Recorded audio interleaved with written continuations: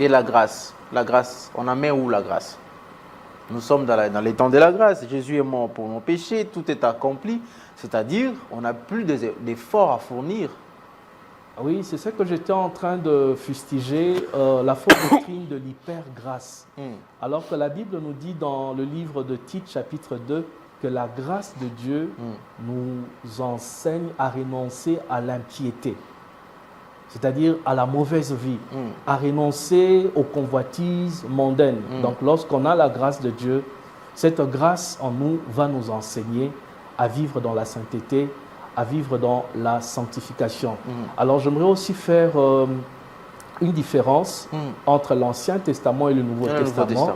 Par rapport à cela, la Bible dit que le Seigneur va faire une nouvelle alliance avec la maison d'Israël et la maison de Juda.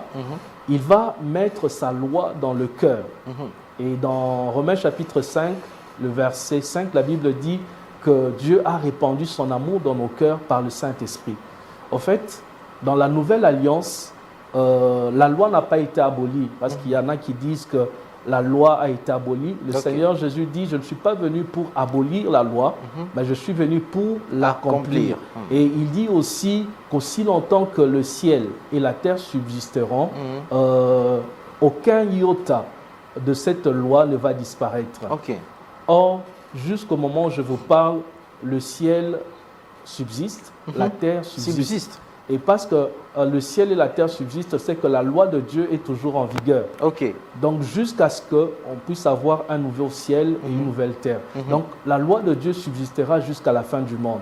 Alors, je voulais justement dire que dans la nouvelle alliance, le Seigneur Jésus va maintenant placer la loi dans le cœur de l'homme. Parce qu'avant, la loi était extérieure à l'homme. C'était sur les tables. Mais maintenant, cette loi-là, il va la mettre dans le cœur.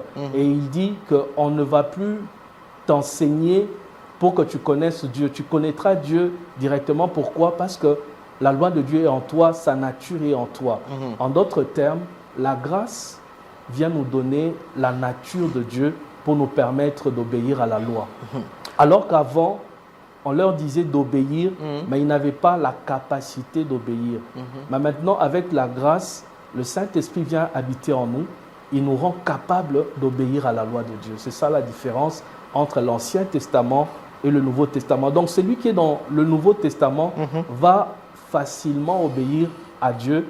Pourquoi?